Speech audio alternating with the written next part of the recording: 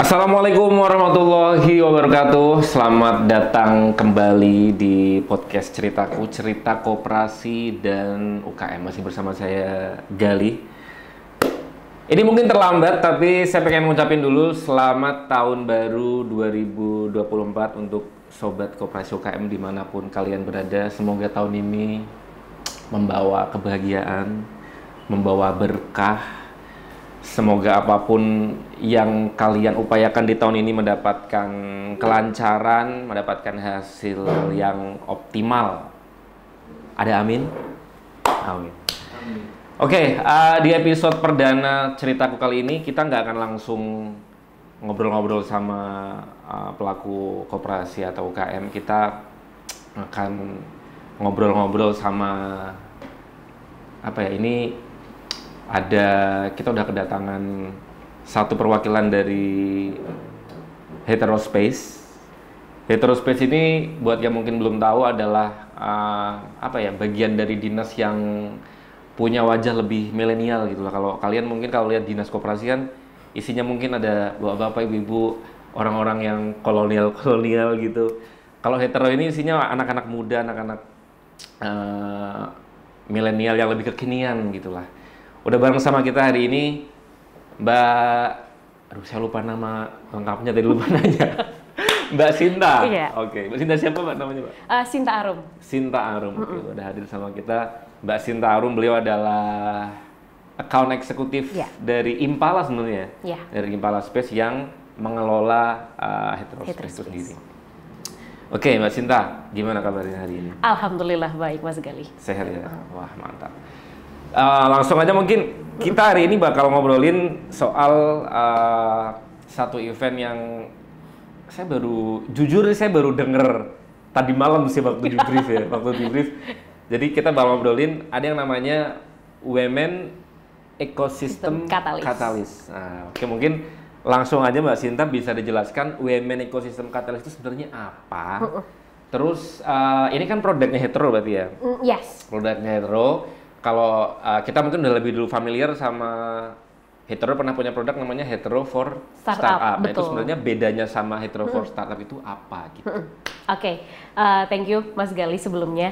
Jadi di sini kita bakal jelasin terkait dengan WEC gitu ya, atau Women Ecosystem Catalyst, di mana aku sih nyebutnya inkubasi bisnis gitu ya. Inkubasi bisnis, tapi di sini enaknya adalah khusus untuk teman-teman womanpreneur atau perempuan gitu ya. Dengan durasi ya mungkin kurang lebih 6 bulan, itu kalau misalkan skala panjangnya. Tapi kalau mulai kita efektif untuk bisa mulai inkubasinya, kurang lebih start 1-2 bulan gitu. Jadi WC sendiri memang kita concern untuk memberdayakan teman-teman perempuan dan organisasi gitu. Karena biasanya kayak tadi sudah disebutkan Mas Gali, program ini kan kita berkolaborasi kembali dengan Sempurna untuk Indonesia. Kalau sebelumnya kita berkolaborasi dengan Sempurna untuk Indonesia ini bernama Hetero for Startup. Nah, kalau di Hetero for Startup ini kita nyebutnya mungkin umum ya. Yang pertama dulu HFS kita sebagai kompetisi untuk teman-teman UMKM ataupun startup yang ada di Jawa Tengah, itu yang pertama. Kemudian yang kedua untuk Indonesia, jadi nasional sekali, itu sebuah kompetisi. Kemudian di tahun ketiga kita menjadi sebuah inkubasi. Inkubasi untuk teman-teman UMKM dan startup itu umum. Jadi untuk perempuan ataupun laki-laki itu bisa bergabung. Dan bahkan waktu HFS itu bisa ide ataupun teman-teman yang sudah memiliki punya bisnis itu is okay. Nah, kalau di WEC ini kami inkubasi, kita melihat nih ya, kita sebelumnya melihat banyak sekali peserta nih, 3 kali HFS gitu ya kesannya. 3 kali HFS ternyata banyak banget perempuannya. Kurang lebih hampir ya 60%, berarti kan udah lebih nih dari 50% itu adalah womanpreneur. Dan sekarang kalau misalnya kita lihat potensi womanpreneur lagi banyak naik gitu kan. Banyak sekali kayak CEO itu udah banyak yang mulai perempuan, udah mulai ke highlight gitu ya. Jadi kita pingin nih buat sebuah inkubasi memang khusus untuk perempuan, Women Ecosystem Catalyst itu tadi. Nah, kalau misalkan ditanya bedanya apa sih gitu ya dengan HFS, yang pertama dari target sendiri udah beda gitu ya Mas Gali. Dari targetnya sendiri memang ini khusus untuk teman-teman perempuan gitu ya. Yang kedua, kita menambahkan satu kategori baru. Kalau biasanya kita hanya kurang lebih ada 7 kategori, hanya di F&B, agriculture, and then wellness, fashion, craft dan sebagainya. Nah di WEC ini kita menambahkan organisasi. Karena kan banyak banget nih organisasi womanpreneur. Nah, pengennya mungkin teman-teman yang memang punya organisasi dan pengen dibawa menjadi profitable kan bisa ya, sebuah organisasi dibawa menjadi profitable itu bisa bergabung di WEC ini juga. Gitu. Jadi tidak hanya teman-teman yang punya bisnis yang memang langsung profit gitu ya, kayak kita di F&B, kita di agriculture dan sebagainya, itu kan udah pasti ada profitnya. Nah kalau memang teman-teman punya organisasi yang memang bergerak untuk perempuan, itu bisa sekali bergabung di WEC ini, gitu Mas Gali. Oh, oke. Saya tertarik pengen tahu lebih lanjut soal itunya dulu mungkin ya, latar belakangnya kenapa akhirnya dulu kan berarti 3 tahun ke belakang kan punya HFS 1, 2, 3. Betul. Kenapa di tahun ke-4 atau 2024 ini kenapa berubah jadi WEC? Maksudnya kenapa nggak HFS yang keempat gitu? Ya? Ada latar belakangnya sendiri mungkin?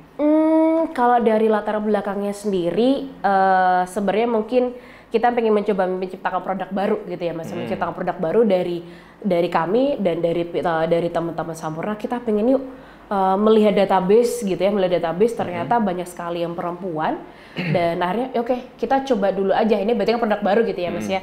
Kita mencoba produk baru dengan sistem yang mungkin hampir sama seperti HFS, cuman kita memang khususkan untuk teman-teman perempuan dan memang yang bergerak untuk organisasi perempuan. Oke. Ditargetkan berapa peserta nih Mbak dari yang ikut dari WEC ini? Pengennya sih 1.500 tim itu yang mendaftar, tapi untuk teman-teman yang bisa bergabung, berarti nanti ya, saat inkubasi ada 20 orang. Oke. Pendaftarannya terbuka untuk umum berarti ya? Yes. Targetnya 1.500 tim? Yes, 1.500 tim. Oke. Kalau boleh tahu, ini berarti kriteria yang dicari itu seperti apa?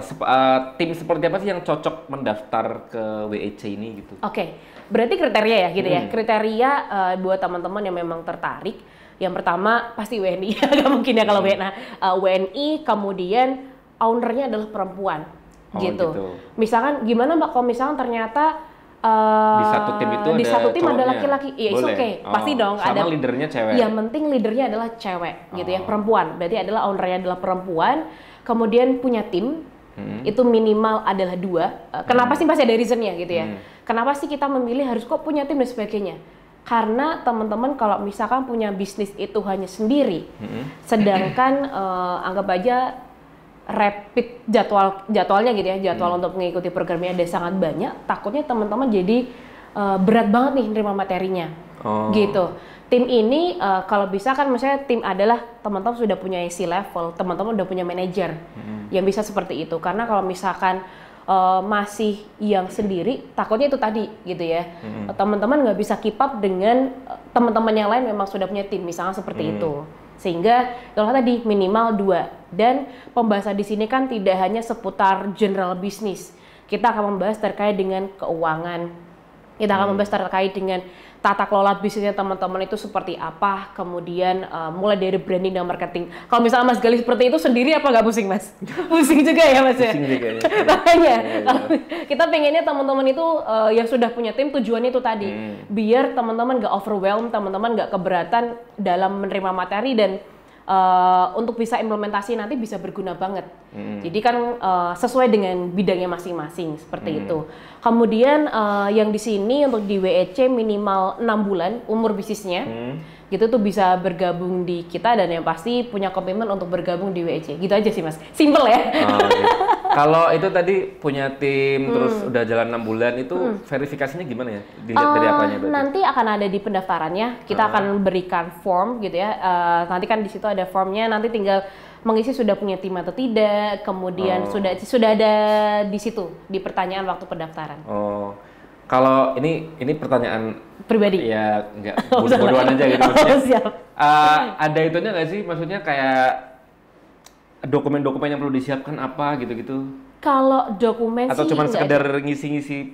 Maksudnya kalau ngisi-ngisi doang kan mungkin sebenarnya ada orang yang punya bisnis sebenarnya usahanya baru jalan 3 bulan misalkan, tapi ya udah diisi seolah-olah udah 6 bulan, seolah-olah udah punya tim misalkan, itu gimana?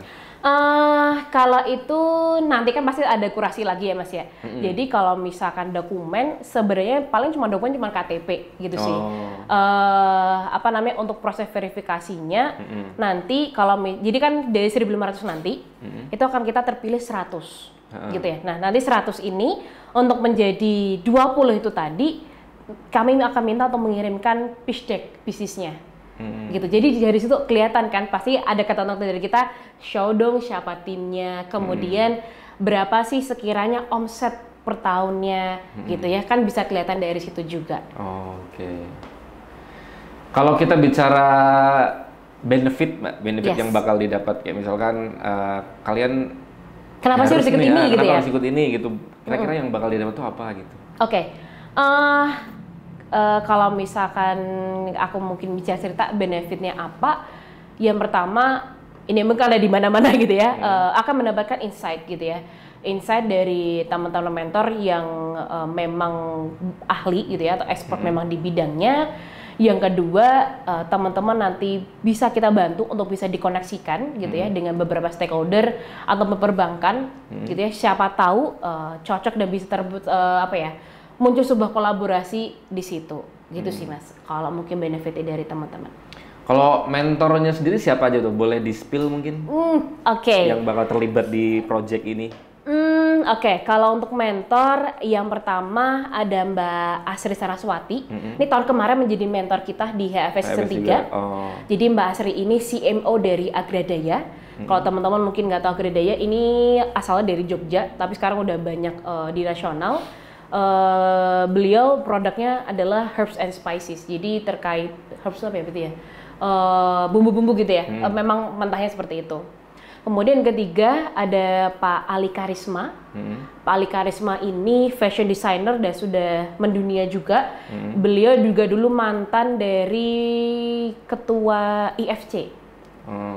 Oke. Yang kedua ada Mas Gufron. Mas Gufron ini CEO dari Avermos. Kemudian ada Mbak Nisaul Aulia. Beliau adalah CEO dari Basic Ludo. Basic Ludo ini kita menyebutnya strategic consultant branding. Kemudian ada Mbak Alia Natasha. Beliau adalah financial planner yang memang basicnya sudah banyak sekali memegang brand-brand yang besar juga. Kurang lebih seperti itu berarti Mas Gali. Oke. Ini kan berarti kalau kita bicara rangkaian dari project WC ini kan berarti kan secara nggak langsung tuh kayak dari Hetero dan Impala gini bikin WC, kalian atau kita mungkin ya, kita nyari pelaku-pelaku UMKM di mana difokuskan perempuan yang sudah punya bisnis yang udah jalan gitu untuk dalam tanda kutip didandani biar lebih cantik, lebih seksi untuk akhirnya dipertemukan dengan stakeholder gitu ya. Nah, ada semacam jaminan nggak ketika nanti ketemu stakeholder itu kisarannya ya udah pasti dapat tapi mungkin dapatnya berapa atau ada kemungkinan tetap ada kemungkinan ya gagal gitu. Oke. Kalau untuk jaminan 100% semuanya akan langsung dapat, mungkin kita nggak bisa bilang seperti itu gitu ya. Karena di sini kami memberikan peran gitu ya. Kami memiliki peran untuk bisa membantu networking aja seperti itu. Nah, nantinya misalkan ini potensi atau enggak dan ketindaklanjutannya seperti apa, kami akan coba keep up ataupun follow up dari teman-teman stakeholder atau perbankan yang kami undang gitu ya. Sekiranya dari 20 peserta ini yang nanti ya sudah bertemu gitu ya, ada potensi nggak nih gitu ya, ada potensi untuk bisa didanai atau mungkin kalau ada yang kurang gitu ya, nanti kita akan berikan ke peserta gitu. Oh ternyata dari 20, kita akan tanya, kita akan sampaikan, oh ternyata bisnis kamu ada yang tertarik nih gitu. Kalau memang enggak bisa jadi iya gitu, karena kan balik lagi setelah kita grooming, gimana caranya teman-teman untuk bisa memikat hati gitu ya Mas ya, gimana caranya untuk memikat hati teman-teman stakeholder atau dari perbankan. Jadi kalau misalnya jaminan maybe bisa dapat bisa tidak gitu. Termasuk nanti berarti mungkin cara ngomongnya ke itunya juga itu ya, termasuk yang diajarin gitu ya. Kalau di dalam rangkaiannya, kalau bootcamp kita ada bootcamp gitu teman-teman. Ada bootcamp kita akan benar-benar belajar terkait dengan whole business, branding, marketing, tata kelola, kemudian dan sebagainya. Itu habis itu teman-teman akan mentoring secara online, dan setelah itu ada grooming. Grooming ini teman-teman mulai dari presentasi desainnya seperti apa, kemudian gimana storytellingnya biar menarik itu seperti apa, kemudian ada terkait dengan wardrobe gitu, tentang pakaian juga, karena ini kita coba di tahun kemarin ya Mas, ada wardrobe juga, ternyata banyak yang belum aware. Sebenarnya pakaian tidak harus yang bagus, tidak harus yang mewah, ternyata stylenya kamu terus seperti itu harus dibenerin. Gitu. Jadi apalagi ini sebelum bertemu dengan orang penting gitu ya kan, yang kita sebelum ketemu teman dengan orang penting, kita benerin mulai dari wardrobe yang memang paling penting itu kita benerin sampai segitunya Mas. Kalau bicara seleksinya nih Mbak, itu kan berarti dari misalkan yang daftar kalau sesuai rencana kan berarti sekitar 1.500-an.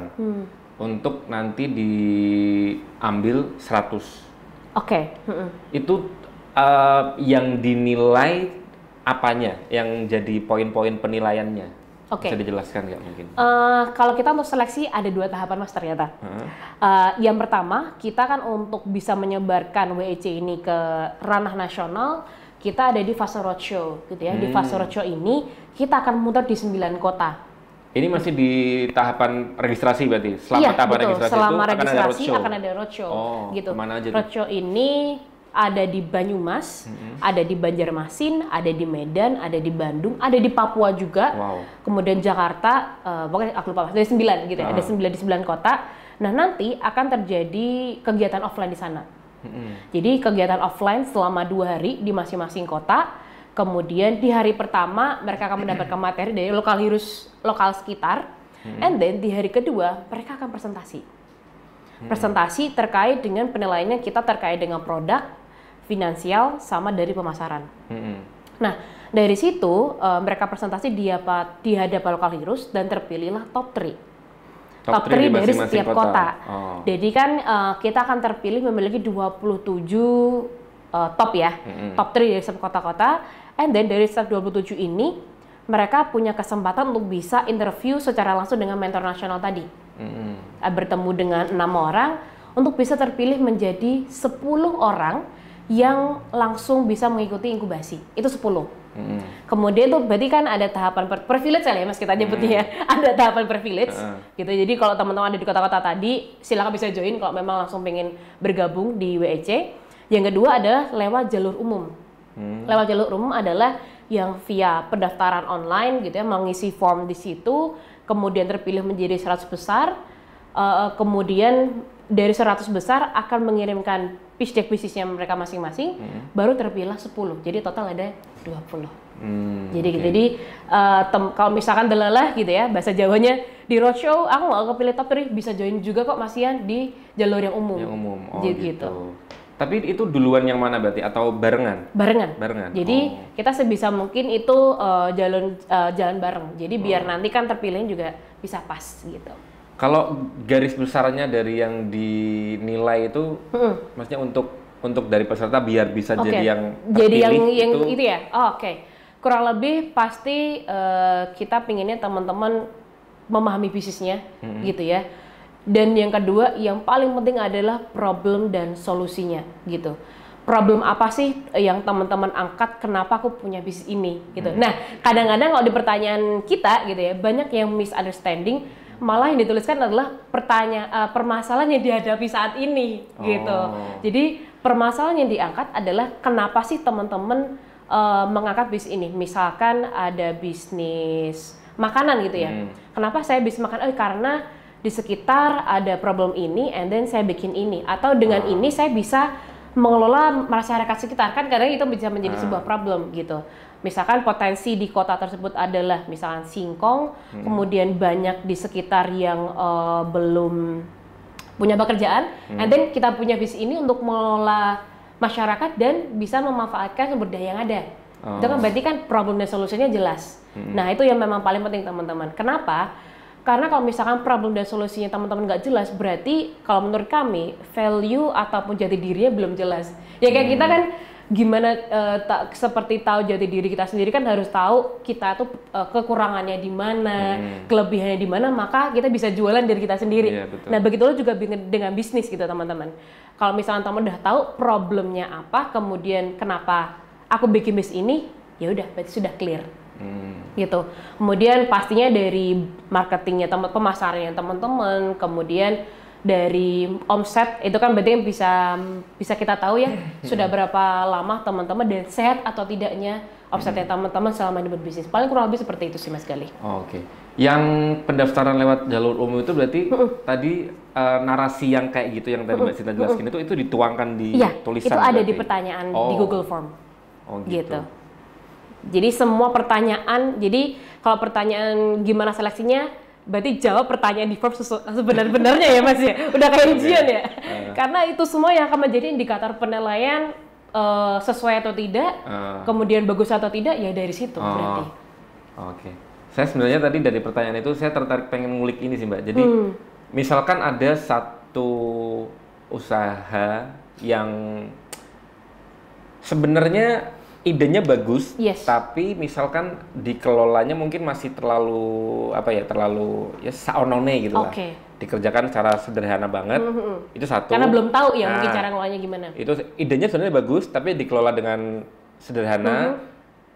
Itu satu. Yang kedua ada satu bisnis yang idenya mungkin nggak sebagus dari yang pertama, tapi pengelolaannya udah oke nih, udah bagus banget. Itu secara nilai tinggian yang mana? Waduh, kalau secara nilai aku nggak bisa tahu ya, karena nanti pasti akan ada timnya sendiri gitu Mas untuk yang menilai. Jadi menurutku untuk bisa lolos gitu ya, tipsnya adalah kekuatan copywriting kali ya Mas ya. Bagaimana teman-teman untuk bisa pintar menceritakan seunik apa bisnisnya, sebagus apa bisnisnya. Kalau misalkan hanya dijelaskan, misalkan ayam gitu ya. Saya punya bisnis ayam fried chicken misalkan. Fried chicken Sinta adalah bisnis yang berjualan ayam yang ada di mana-mana. Udah. Misalnya kalau Mas Gali ada narasi seperti itu nih, mau pilih nggak Mas? Tak balikin lagi ke Mas Gali. Kan pasti gitu. Jadi kalau bisa teman-teman menceritakan apa sih sebenarnya keunikannya teman-teman gitu ya. Sehingga kalau misalkan, ya karena balik lagi kita screennya 1.500 loh Mas. Ya kan? 1.500 untuk menjadi 100, kita pasti kalau guru aja masih oke, mana nih yang menarik gitu kan. Kami juga akan cek juga misalkan IG produknya ataupun IG dari owner, kita juga pasti akan cek seberapa uniknya sih bisnisnya ini gitu. Jadi memang ya karena itu juga istilahnya kan kita memperkenalkan, menyajikan bisnis yang kita punya ke hadapan nanti ada tim yang menilai itu ya lewat medium tulisan ya, berarti memang sebisa mungkin dituliskan dengan baik gitu. Dengan berarti baik, memang betul. Sebelum nanti mungkin diajarin masuk ke inkubasi, ada bootcamp segala macam, emang harus punya skill copywriting dulu ya. Minimal modal copywriting dulu, bener. Iya, kadang-kadang mungkin ada bisnis yang sebenarnya mungkin kalau diucapin gitu kayak itu mah biasa aja mungkin itu mah jualan tanaman gitu. Tapi kalau ketika dituliskan ternyata ada background story-nya apa, jadi sesuatu yang unik dan punya nilai tambah lebih gitu. Betul. Karena kan tadi Mas pasti ada beberapa poin yang pasti kita menjadi penilai. Misalkan ternyata problem ininya mungkin jelek, tapi dari segi pemasarannya bagus dan sebagainya, itu kan bisa menunjang akhirnya mungkin dia akan lolos misalnya gitu kan. Ada beberapa penilaian yang nggak cuma 1 atau 2, pasti akan ada banyak dari kita untuk bisa memilih untuk menjadi 20 peserta itu tadi sih gitu Mas Gali. Oke. Kita bicara ininya sekarang Mbak, timeline kegiatannya. Tadi Mbak Sinta kan juga ada roadshow. Roadshow di 9 kota. Itu berarti nanti setelah itu ada apa, lagi sampai akhirnya 6 bulan itu ada apa aja tuh di dalamnya gitu. 6 bulan itu berarti kita mulai dari bulan ini gitu ya. Karena di minggu depan kita sudah mulai kick off. Kick off itu berarti tandanya pendaftar sudah mulai gitu ya. Jadi start 24 Januari sampai di bulan Maret kita sudah mulai pendaftaran. Dan sembari pendaftaran itu tadi kita akan ada roadshow, gitu ya. Roadshow kita akan muter di 9 kota, kemudian setelah itu ada seleksi, gitu ya. Seleksi dan setelah itu akan ada fase e-learning. E-learning itu apa? Jadi baik teman-teman yang nantinya lolos ataupun tidak, itu tetap akan mendapatkan materi dasar, tapi hanya bisa diakses melalui LMS. Kita seperti ya Mas ya. Jadi Aku jadi lupa kan bahasa Indonesianya. Ya intinya yang by website gitu, aku jadi lupa bahasa Inggrisnya apa. By website gitu ya. Nanti bisa mengakses di situ, ada materi-materinya, kemudian ada yang perlu dijawab kayak ujian ya Mas ya. Ada di situ, nanti buat teman-temannya lolos berarti bisa menjadi bahan untuk mentor untuk bisa dipelajari terkait dengan bisnisnya. Untuk teman-teman yang belum lolos berarti kan untuk bisa menjadi bahan ajar sendiri gitu. Jadi baik yang lolos selanjutnya tidak tetap bisa bergabung untuk bisa mengikuti di tahapan e-learning. Kemudian akan ada fase bootcamp, itu kurang lebih selama 3 hari gitu ya, selama 3 hari. Kemudian ada mentoring online. Mentoring online ini kurang lebih selama 1 bulan sampai 1,5 bulan, teman-teman akan bertemu dengan mentor gitu ya, teman-teman akan bertemu dengan mentor untuk digali gitu ya, sebenarnya untuk bisa menuju KPI-nya. Jadi harapannya di bootcamp ini kita dan mentor itu bisa menganalisa sebenarnya problemnya apa gitu dari bisnisnya teman-teman. Kemudian dari fase mentoring online ini akan dibantu langsung nih sama mentor. Oke, kemarin kamu problemnya ini, kemudian KPI kamu selama sebulan ke depan apa?